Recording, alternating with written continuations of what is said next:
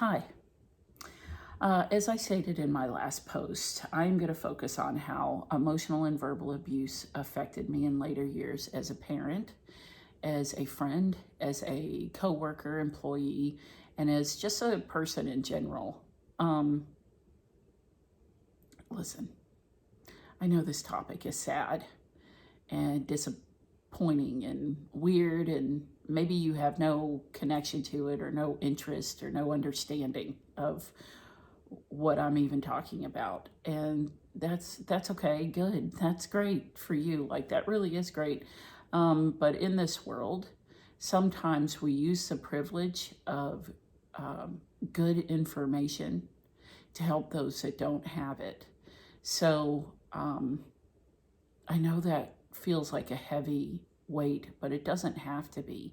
Just being kind and just learning about the struggles of others and allowing them to voice it or to express where they're at can be helpful in healing. And not giving opinion in areas that you are not familiar with is also a really good way to help people. Be a listener. I had to learn that one the hard way. It's when your opinion is never taken or your voice is never heard, you really want to give it, and you really want to be validated by the people that are around you. That was and is one of the hardest lessons that I have learned and am learning. So hopefully that will come out in this as well, so we can talk a little bit about that. And I just want you to know that I feel like if you can learn from this, help, and those that have had this happen, or those that are in this position where maybe you are verbally or emotionally abusive, if you can learn from this and heal, you can only make the world a better place. So moving on from there, like I mentioned when talking about physical abuse, I had gotten into drugs and other dangerous lifestyle choices, which didn't work. So I got married, and that didn't work either, oddly enough. But I'm kidding. I think most of us have figured out, if you're married, you probably have figured out that marriage does not fix anything. If anything, it kind of adds to problems, because now you are trying to feed into something from a very unhealthy place. And so I ultimately, because I had given up drugs and things like that, and I think I already told you guys this, that I gave most of that stuff up because I was poor and didn't really have the money or the wherewithal to know how to get it. So I ended up being stuck in my depression and anxiety without any type of relief that I could find, or that I understood I could find. So, jumping right into it, as a parent, I was neglectful and distant from my children, especially in their younger years, which I had mentioned before when talking about how physical abuse had affected me, which has caused some lasting issues in their life. I had an unchecked anger issue, which caused me to be emotionally and verbally abusive to my children at times. I didn't know how to train or teach my kids because of what I had learned. And I want to be very clear that that's not an excuse. It's a reason. And I'm telling you the reason because I want you to understand, if you haven't already picked up on this, I want you to understand that this is a cycle. That I learned something, and then I pass it down to my kids, that they learn, and then they repeat it. And you never know what you're going to get out of what you pass down to your kids in this way. Sometimes they become, they learn to heal on their own, but sometimes that tends not to be the way that it goes, and they become people that are not good and not healthy parts of society. They don't really add to society in that way. And I say that from experience of being a person that really did not add good to society. I didn't know how to talk to my kids, so I didn't unless I was yelling. I certainly didn't know how to speak to them like human beings, because somewhere in there, I'm not sure I saw them more than something that I would ultimately fail, or someone that I would ultimately fail, because I just didn't. I was very aware of the chaos. I was very aware that I had no idea what I was doing. So I felt it to some degree. I felt a little sabotaged at even being a mother. And listen, I know how kids are made. So I'm not telling you that these were rational thoughts. I'm just telling you the thoughts that I had, like, why am I a mom? And why did that happen? And why didn't God intervene and keep me from having children? And I know that that's a very hard thing to hear. And I am not in any way belittling or dismissing the struggle of people who can't have children. I know I feel, I struggle with feeling ashamed with the way that I felt versus telling you the truth of how I felt. So I'm telling you the truth because I said I would. And now I see the joy and what utter glory it is to have my precious children.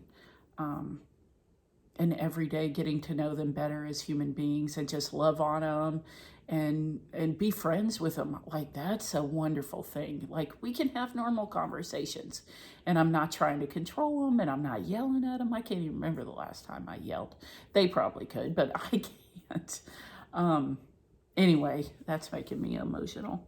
So,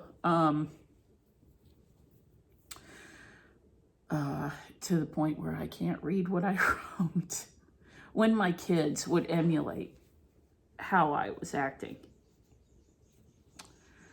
I would just yell more and say things to get them to stop, even if these things were incredibly hurtful, because now I was the one that was just looking for a particular result, and I was not responsible for my words.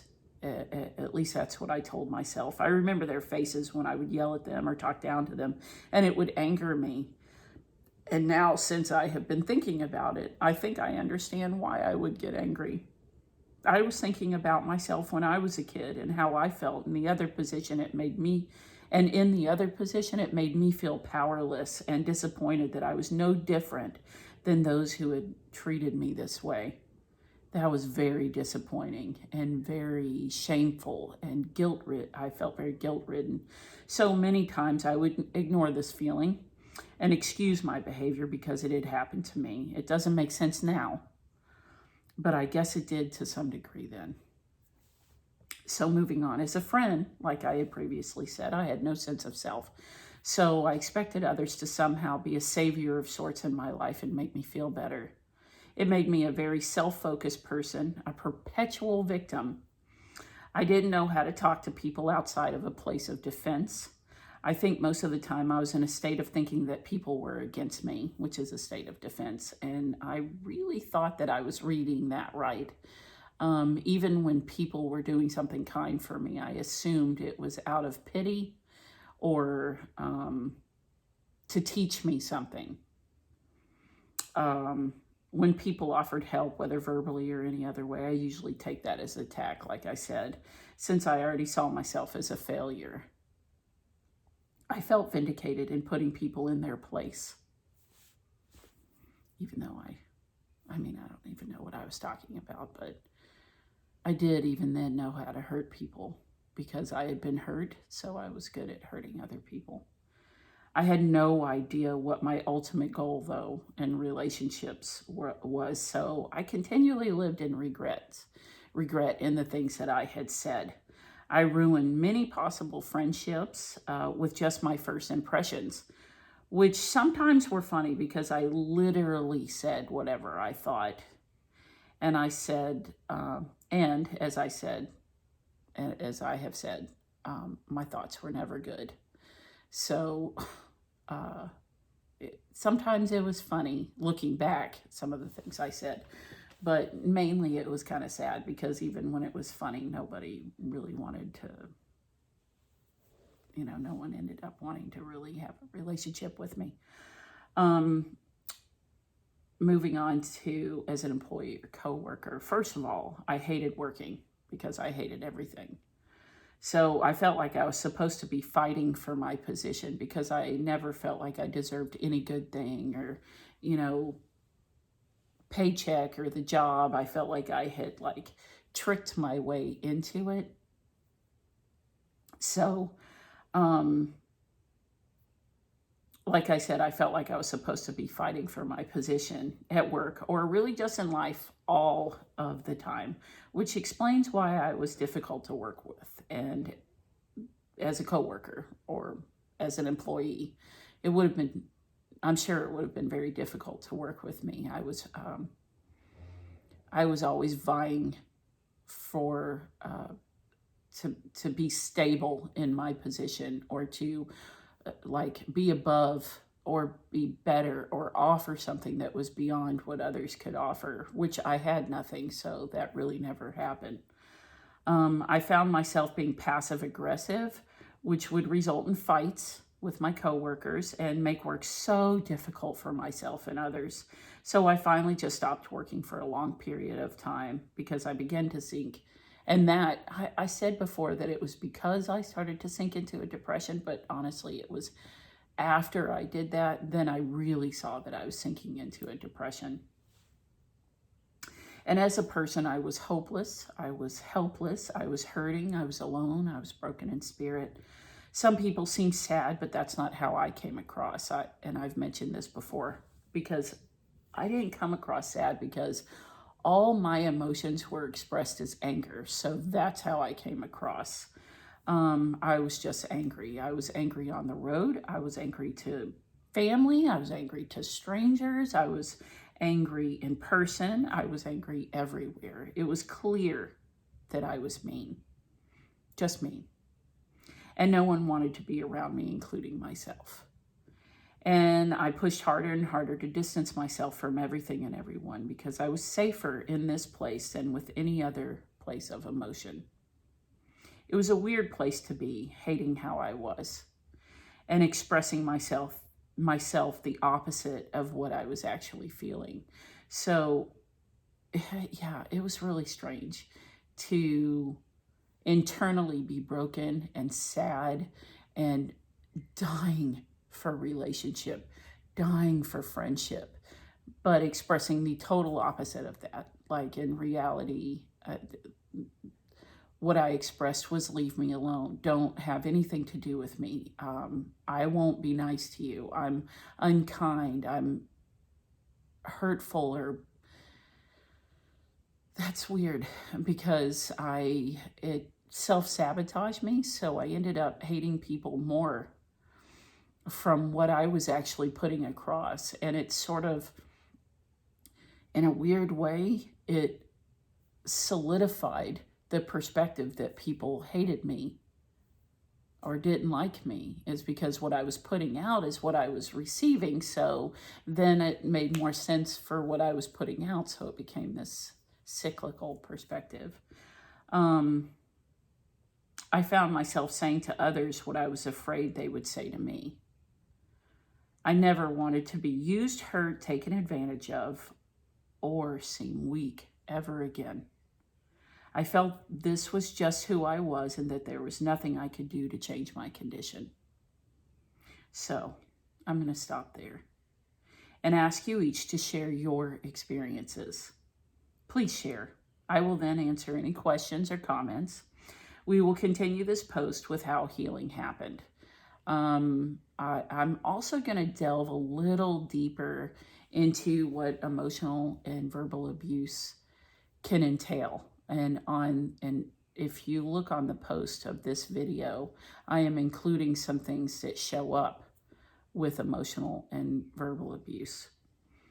And it probably will be 2 parts at least. I'm going to attempt to tell you the process and the result and the things I still struggle with. And I will continue to be open and as honest as possible to share in this process of healing. Thank you for listening and helping me and others pay it forward.